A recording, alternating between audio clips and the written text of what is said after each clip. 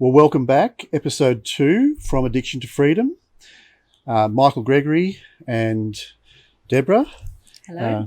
So today we're going to maybe talk a little bit more about how this project came about, and we'll see where we land. Let's do it. Michael, I really would like you to tell me a bit more about yourself. What you mean? How you started out. In relation to this project, yeah. So, well, I'll just very briefly just say that I'm going to just do a fast forward. So, I have always kind of been mystified by what the heck's going on here, with life in general. And so when I left school, I studied philosophy because that was a way of asking those questions. That was seemed to be the only place that people asked those questions outside of kind of religious. But that seemed to be I'd already by that stage, been kind of had a Christian upbringing, and different types. So that just created more confusion. But when I studied philosophy, I don't know if you heard of René Descartes. He's like so-called father of modern philosophy. No, I haven't. Well, he's a famous French philosopher, and he is famous for having this, what he calls this method of doubt. Mm-hmm. So he was actually trying to find out what was true. Like, what is truth? And so he said, well, how do I get information? And he went through the different senses, and he said, well, I want to test out every sense and see if it's actually reliable, whether I can trust it 100%. Because he was after what they call indubitable truth, undoubtable truth, self-evident truth, something that cannot in any way be doubted, right? So this method of doubt, I was about maybe 18, 19, like I basically did it. I lived it. Right. So I would, go through his argument about, let's say, the eyesight and see if that was reliable, and it's not.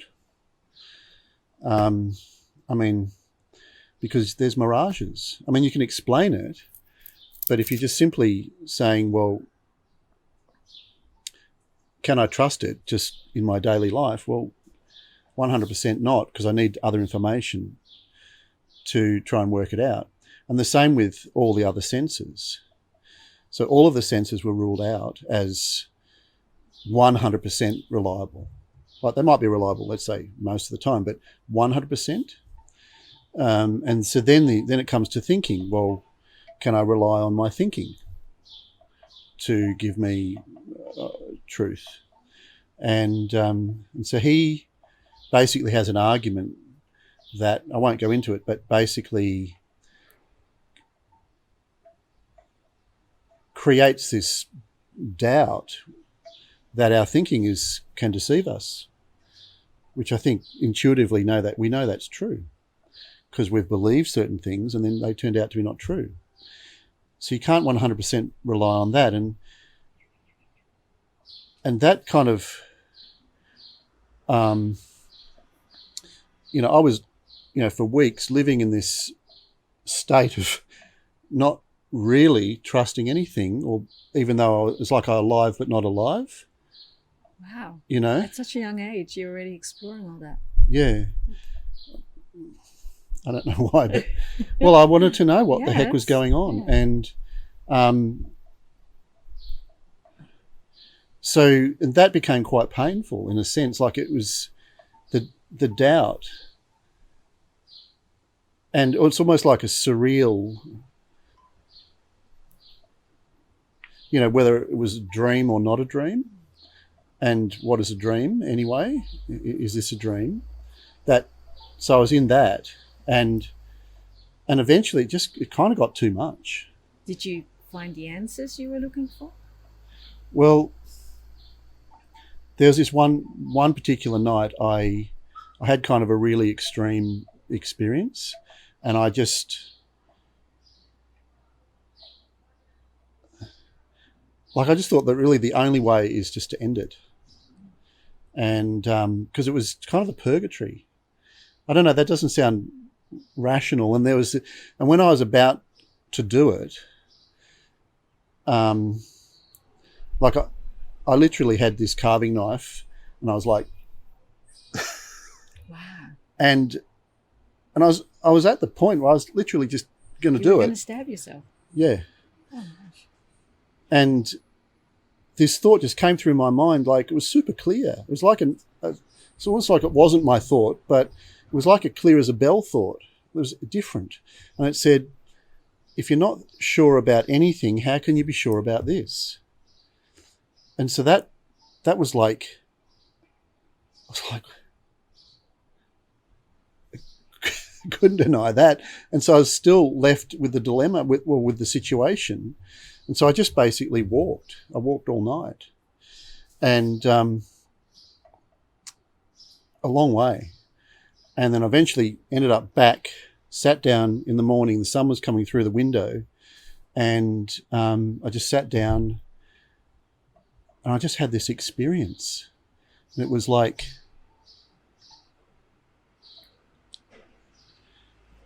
it was an absolute, like, first of all, there was no thinking.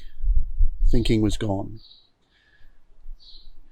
And there was an immediate certainty of connection with everything. But that's not through thinking. It was just an obviousness that everything is one and I am part of everything. Well, we all are. But I'm saying that in hindsight. In the experience, there was no thought. There was just an obviousness. And it was just like intense peace and intense love. And it was an absolute certainty. Like all of that doubt just disappeared. And so Descartes, he has this famous statement, I think, therefore I am, right? And I luckily had a Italian philosophy professor who showed me some of his letters, because that's a mistranslation. It's not a logical, I think, therefore, conclusion I am. It's not that. Because in his letters he explained, that's the way he expressed it, because at the time he was trying to present it as a scientific, mathematical, something logical, right? Because that was what was accepted. And he didn't know, I think he was even kind of maybe slightly missed it. But he did explain in his letters that it was more like an immediate realization. It wasn't like a logical syllogism. It was an immediate realization of his own existence. That's what I had. Mm-hmm. And he also went on to try and use that as the basis for a proof for the existence of God, right? And I can see how he would have been tempted to do that because of this immediate awareness of interconnectedness with everything. What did you use it for as the base of your next step after that? Well, that I just stopped doing philosophy. Right. Because thinking was not the answer. Like conceptual thought was not the answer, obviously. And that, while it might have gone on for minutes, it wasn't permanent. And that was the answer and is the answer. And I was trying to find a way back to that. And because in that is true freedom. Did you manage to hold on to that feeling of peace? No. No.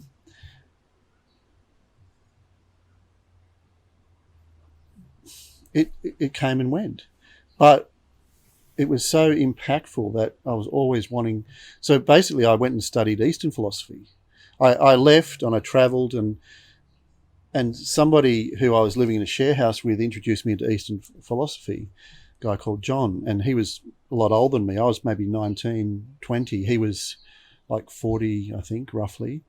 So he could see where I was at, and so he introduced me to Eastern philosophy, which showed me that there was this pathway to a state of awareness, which basically described the same state of awareness that had happened. And so I started to pursue that and Chinese medicine, because that was a way of understanding the internal energy system, because at some point, like everything I read was talking about it in the transformation of the internal energy system. And there were various other experiences along the way. But long story short is that most of the time I was nowhere near any of that. I was caught up in all the, confusion and delusion of life.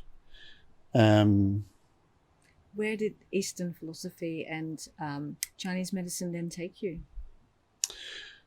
Further on your path? I mean, there's a whole, obviously there's a whole story there where it was ups and downs, but I ended up discovering a solution to, which I'm sure is not new. I think it's just a human capability that, through all the things that I'd done, realised how to make cravings disappear.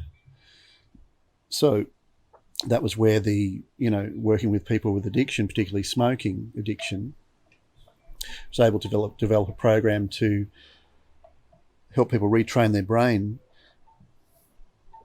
just so they don't get cravings anymore. So, and when you don't have cravings, you're not coerced in that area. So, and that is freedom, at least in that area. So, but through that and other things, I see that actually as a real way of helping people experience the truth. Well, at least for me, the truth of what I am. And when I say I, that's just a word. It's not a separate reality. Yeah. So I guess I'd like to have conversations around that, because I can see a real contribution there. Yeah. And you'd have a lot of experience in all those years you worked with people that were struggling with cravings for nicotine, and the method you developed. Yeah. Do you think you'll be able to help people with other type of addictions? Well, any craving, every addiction has craving. So if you can understand that core, then you can start to work with all of those. Wherever there's a lack of freedom in your life, you can work with that, because it's essentially a craving of some sort. Even if it's an avoidance, that's kind of like a negative, it's like a shadow craving, a negative craving. So you can start to pinpoint, there's this, and I'm not excluding myself from being an addict. You can share your addictions? Yeah. Well, the thing is, like, one central addiction that we all have is our addiction to ourselves. So, can you explain it a bit more? I find that fascinating. Well, most of the time, everything that we're doing is about ourselves. Often, even if we're doing something for someone else, there's a payoff for us. And I'm not saying there's anything wrong with that. It's just the way happens a lot of the time. You know, you're doing something because it makes you feel good or feel satisfied. But the question is, what is feeling good? Like, what in you is achieving that goodness? Like, what is there? Like, who is the me that is getting the satisfaction? And when you ask that question and really look at it, there is no me really to satisfy. There's just inherent satisfaction. And also, because we're so interconnected, then someone else's happiness is happiness for everyone. It's not like one and separate gets carried to another. Like there's an immediate, happiness that person's happy. I don't know. I forget what you actually even asked. That's okay. I think you answered my question. Yeah. But I actually do want to ask you another question because would you mind telling me a little bit more about this method you developed to help people with their cravings? Because I'd be interested to hear, with your background and all your experience, how you've developed something that's obviously unique to your program that has helped a lot of people. Yeah. Well, I think it's first of all, it's starting to try and explore the truth of the situation. You know, what is really causing the craving to occur in the first place. And often we will blame a situation, we'll blame a feeling like sadness or stress or anxiety, or we'll blame a thought. I wish that thought would go away. But none of these things actually really create cravings. But the thing is that most programs and most attempts to solve the problem are trying to look at those things. So, and then it's about looking at what the craving really is. And once you discover that, then it's really a realization of the truth of what that is, and then you just repeat that realization or experience each time you have it, and boom, you realize craving's gone. Yeah. But then it's about retraining your brain through repetition of that. It's a bit like you, I don't know, realize something and then you forget it. And then when you come up with the same problem again, you go, oh, that's right. And you realize it again and then forget it. But eventually, every time it comes up, you go, oh, it's that. And then you don't even have to make an effort, and suddenly the situation arises, you immediately see the truth. So your brain is retrained. Yeah. But I think there's a possibility of that. And I'm not saying that I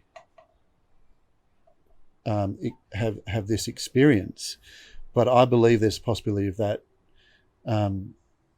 of being free of all addiction, including addiction to our self-centeredness. Yeah. And how do you think you're going to go about developing that? Well, I don't. Well, first of all, I don't think I'm going to do it. I think it's already. I think life has a way of doing itself, if you know what I mean. And we participate in that somehow. Our bodies, our mind, our actions all participate in that if we're in tune with it. So I'm just planning to have conversations. And bringing awareness to this Yeah. particular subject. Yeah, to help bring and- awareness. And people will be able to Uh, learn from that and hopefully have more awareness about their own situation. Yeah, and I will be able to learn from the conversation too.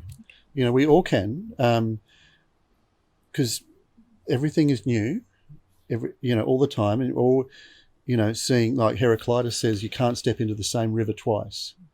You know, have you heard that one? Because the river's always changing, and not only that, our footsteps are always changing. We're already changing. I mean, even our perception of the river is not the same from moment to moment. So it's all changing. So basically, just creating a space to have these kind of conversations is the goal, the aim. Sounds exciting. I'm really excited to see where this is going to, Yeah, which direction this is going to take you. me too. It's going to be good. Yeah. All right. Well, I reckon that maybe we should stop there. Yeah. Yeah. I think I need a drink of water. Yeah. All right. I hope if that's something of interest, great. Let's keep in contact, and we'll maybe in the next episode even. Bye.